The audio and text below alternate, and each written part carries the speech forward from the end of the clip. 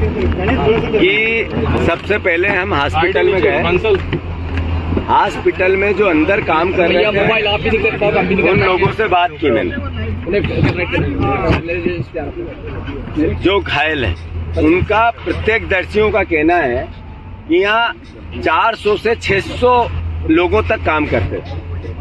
Local लोग थे 100, 150, 200, बाकी 300-400 लोग बाहर से आते थे, अलग अलग जिलों से आते थे, अलग अलग जगह से आते थे। और खासकर सारे 80% लोग दलित समाज और हमारे ST SC के थे। 70% लोग उस तरीके के लोगों ने आइडेंटिफाई करे कि कोई झाबुआ से आ रहा है, कोई पीछे खंडवा से आ रहा है, मतलब आदिवासी समाज के परिवार के लोग ज्यादा थे। अल्टीमेटली जहाँ 500-600 लोग काम कर रहे हो, कम भी होंगे, 400 होंगे, तब भी एक बेसमेंट था नीचे। बेसमेंट में 100 लोगों से ऊपर, 150 लोगों से ऊपर काम करते थे। पहली फ्लोर, दूसरी फ्लोर, तीसरी फ्लोर। जिस 15 किलो से ज्यादा आप विस्फोटक नहीं रख सकते हो, बारूद नहीं रख सकते, ये नियम है। इतना बड़ा विस्फोट ये कहता है कि हजारों किलो बारूद था। तो अल्टीमेटली आरोप प्रत्यारोप का विषय स्पष्ट है। फ्रेम में नहीं आएगा। झाबुआ में कांड हुआ, बीजेपी का नेता उसमें संदिग्ध था, 80 लोग मर गए थे, जांच आयोग गठित किया था, SIT भेजी गई थी। आज तक जांच रिपोर्ट पे क्या हुआ और दोषी कौन है, संदिग्ध के दायरे में है। अब आप देखो, मैं वहां से आके सीधा स्पॉट पे गया जब JCP चल रही है। JCPओं की चलने की प्रोसेस ऐसी है कि लाश कोई जिंदा बच भी जाए तो नहीं बच सकता। और फिर न फोरेंसिक का कोई आदमी दिख रहा है, न कोई एक्सपर्ट इस पूरे इस तरह के आपदा प्रबंधन का दिख रहा है। अल्टीमेटली एक तरह से रेस्क्यू ऑपरेशन के नाम पे जमीन को खोदा जा रहा है, मतलब केवल JCP से जमीन को पलटी जा रही है। ये मैं समझता हूँ कि लापरवाही का सबसे बड़ा उदाहरण है। इस सरकार को संज्ञान लेना था। सरकार का एक नुमाइंदा, यहाँ का मंत्री, यहाँ का प्रभारी मंत्री, इतने लोग मर गए, क्या 24 घंटे यहाँ रुक नहीं सकता था, यहाँ रह नहीं सकता था, यहाँ बैठ के रेस्क्यू ऑपरेशन में अपनी सहयोगिता नहीं दे सकता था? मुख्यमंत्री जी यहाँ से 100 किलोमीटर दूर है, हेलीकॉप्टर से आने में 10 मिनट लगते हैं, कल ही क्यों नहीं आए? अगर आप में इतनी संवेदनाएं सत्ता के मद में समाप्त हो गई है, तो फिर तो मध्य प्रदेश के वासियों, भगवान राम के सहारे हैं हम लोग। मैं सवाल है, जब रेस्क्यू ऑपरेशन चल रहा है तो क्यों फोरेंसिक की टीम नहीं है? सवाल है, कितने लोग नीचे दबे हुए? इतना बड़ा ब्लास्ट था, इतना तेज गति का ताप था, जो स्केल था आग का या विस्फोट का, उसमें लोहा भी पिघल जाए तो इंसान की हड्डियां कब गल गई पता ही नहीं चला। ये फोरेंसिक के लोगों ने, एक्सपर्ट लोगों ने जो वहां अंदर काम कर रहे हैं, उन्होंने मुझे बताया। तो कुल मिला के सैकड़ों की तादाद में लोग हताहत हुए। ये 10 और 11 की जो बातें हो रही है, ये मुख्यमंत्री जी सिर्फ बताई जा रही है। मैं आपसे अनुरोध करता हूं, गरीब की जान की कीमत नहीं है इस मध्य प्रदेश में। गरीब की जान की परवाह करो।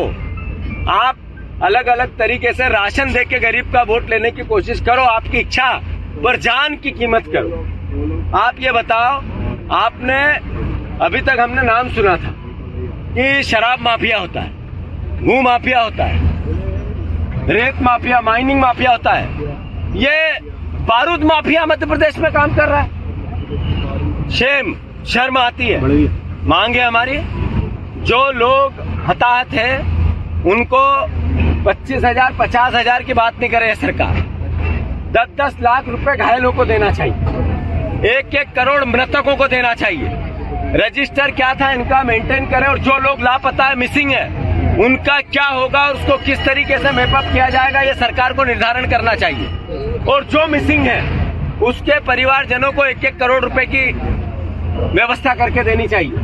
बच्चियां 2-2 मेरे से अभी मिली, उसका पूरा परिवार मिला, माता पिता दोनों चले गए। छोटे छोटे बच्चे, महिलाएं काम करने आती थी तो साथ लाते थे, कितने सुराह हो गए पता ही नहीं चला। अल्टीमेटली लोग ऊपर से वीडियो विजुअल आ रहे हैं, 3-3 मंजिल, 2-2 मंजिल से कूद के मर रहे लोग, इतनी यातना था। मतलब ये एक तरह का सरकार द्वारा निर्मित क्राइम है। इससे पहले जब इस तरह के विस्फोट हुए थे तो मुख्यमंत्री तात्कालीन ने कैसी बड़ी बड़ी बातें की थी, हम ध्यान रखेंगे, जो लाइसेंस देने की गतिविधि और टाइट करेंगे, नियम बदलेंगे, हमने जो दोषी है उनको फांसी की सजा देंगे, कैसे कैसे बयान। और फिर लोग मर गए। ये ने वही सरकार थी जब वो लोग 80 मरे थे, हताहत हुए थे, और अब फिर ये लोग सैकड़ों मरे हैं। तो सरकार द्वारा निर्मित हत्याएं हैं ये, सरकार ने हत्याएं, सरकार की लापरवाही से हत्याएं हुई है। एक मंत्री रेस्क्यू ऑपरेशन में नहीं रह सकता सरकार का, इससे ज्यादा बड़ी लापरवाही तो कुछ नहीं हो सकती है। एसआईटी का गठन होना चाहिए जल्दी से, जो दोषी मालिक है वो अपनी जगह है, उस पे तो 307, 302 का मुकदमा हो, और जो अधिकारी इसमें लापरवाही के उन पे भी 302 का मुकदमा हो। सरकार चूंकि टोटल दोषी है, प्रदेश से माफी मांगे मुख्यमंत्री, और कम से कम अब तो आ जाए मुख्यमंत्री लोगों और परिजनों से मिलने। अभी भी आप भोपाल की कुर्सी से नहीं उठना चाहते हो, उज्जैन 5 बार हफ्ते में जाना चाहते हो, लोग मर रहे हो, आना नहीं चाहते। इससे शर्म की बात नहीं हो सकती है। मोहन भैया कृपा करो, मुख्यमंत्री जी हरदा आओ और जल्दी से मरोहों की लाश, जो लाशें हैं वो ढूंढवा के परिजनों को दो, और इनके लिए जो बेस्ट से बेस्ट हो सकता है, अच्छे से अच्छा हो सकता है वो करो।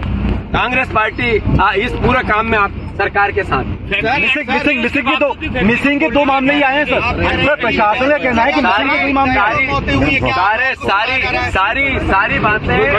सारी बातें अखबार में, मीडिया में है, आप लोगों के संज्ञान में है। एक व्यक्ति के 2 लोग मरे 2018 में, जब मुकदमा हुआ 10 साल की सजा हुई, फिर 20 में 3 लोग मरे, फिर इसी फैक्ट्री में, फिर इन पे क्या हुआ आज तक पता नहीं चला, फिर 22 में 3 लोग मरे इसी फैक्ट्री में, आज तक क्या हुआ पता नहीं चला। और अब कितने लोग मरे, सैकड़ों की तादाद में है, हजारों की दो संख्या में है, 90 है, 100 है, 50 है, 40 है, क्या है पता ही नहीं चल रहा है। तो अल्टीमेटली ये सरकारी हत्याएं नहीं है तो क्या है, मिसिंग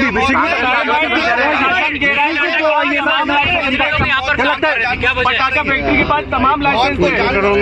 कितनी मौतें हुई हैं, मौत के आंकड़ों को आप इतने पत्रकार, इतने मीडिया, इतने कैमरे हैं, मैं आपसे सवाल है, क्या मौतों को छुपाया जा रहा है कि नहीं छुपाया जा रहा है?